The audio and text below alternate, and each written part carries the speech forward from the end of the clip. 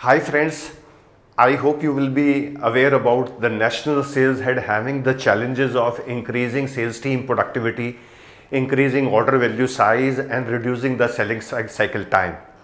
And in FMCG and related industry, he has also to see how to improve distribution reach or product visibility or range selling. And so as to meet his targets consistently over months, he has to ensure that there is a progress happening on these business enablers. This is where the role of sales enablement comes in. In the beginning, let us define what does it mean by sales enablement. Sales enablement is all those tools, processes, resources which aid in improving the sales team's performance. This means tools, processes, resources like website, price list, product kit, client testimonials, business presentation, proposals, commercials. And in FMCG and related companies, it could also be having a handy information on trade schemes and margins, and even merchandising kit, which has purchase of point material like posters, banners, danglers, staplers, sellotape and all.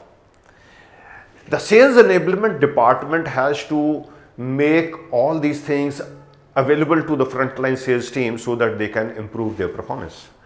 Well, some people will say that all this has to be done by the national sales head. Well, national sales head and regional sales head generally are quite busy in making sure that the channel partners are getting appointed, they are managing their affairs very well. They have to manage the sales team, they have to look after the supply chain, and therefore there is a need for exclusive person to look after sales enablement.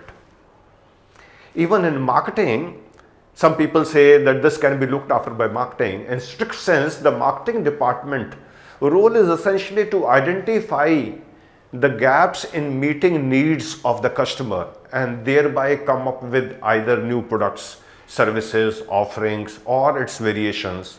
And once they decide that, then they have to do quite a task on deciding the price, packaging, advertising, and how will the customer access this product. Is it that the customer will reach out to get the product, or the salesperson has to reach out to the customer to provide this product? And a sales enablement department as compared to marketing is much more nearer to the customer. They look at what is the customer acquisition opportunity, what are the speed breakers in between, and how can they handle these so as to make the sales team comfortable in acquiring the customers fast. Friends, a smart sales enablement manager will often attend internal monthly business review meetings which are being chaired by the national head or the regional head, or he will sometimes even visit the market. He will visit the customers along with the frontline salesperson and observe minutely as to what is the customer's purchasing behavior. What is the sales story being mentioned by the salesperson? Where is the salesperson finding resistance from the customer? He will notice all these points, come back, have discussions with the senior colleagues, and thereby see how does he remove these speed breakers. That's the job of a sales enablement manager. And friends, in today's times, when a lot of sales automation and CRM softwares have come in, which are also tools and resources for sales enablement, he will look into whether these are aiding the salesperson in creating out a meaningful discussion with the customer.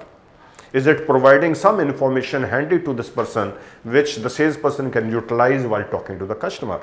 And if it is not coming across that way, the sales enablement manager will quickly reach out to other internal departments and get relevant changes made. Even training and coaching is a sales enablement tool. The person who is sales enablement manager may be also responsible for these, or in a bigger company there could be a separate person looking after these things. Friends, since March 2020, there's also a big change which has happened in buying habits of the customer. The customer is not now so much reaching out to find the product. She makes a lot of analysis on the internet about the product she wants to purchase, about the brand she is preferring, and after doing a lot of that analysis, only then they'll contact the salesperson by either reaching out to an outlet or by inviting the salesperson to meet them. And therefore, over 60% of the decision is already made before the salesperson is able to meet the customer. This is again something which a sales enablement department will take note of, and accordingly they will make desirable changes in the website or in the marketplace portals like IndiaMart, PolicyBazaar, cardekho.com, and make sure that it is giving relevant information about the product, about the brand of the company, whereby tilting the customer in favor of the company services, so that the customer now meets the salesperson, and by that time the 60% of the decision is done. Friends, I believe both marketing and sales enablement department must see the sales team as their customers. If they see sales team as their customers, they must reach out to them and ask them as to what help do you require so as to sell the product. And therefore their delight is one of the KRAs for the sales enablement manager or even the marketing department. And the KPI for this could be a quarterly feedback survey.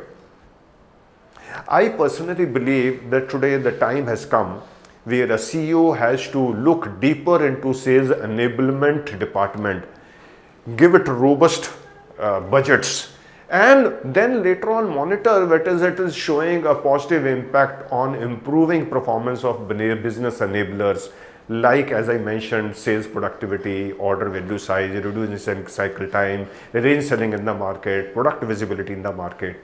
So that is what a sales enablement department should be able to achieve for the company. Friends, that's for now. We will come out with some other new video next time soon. Thank you.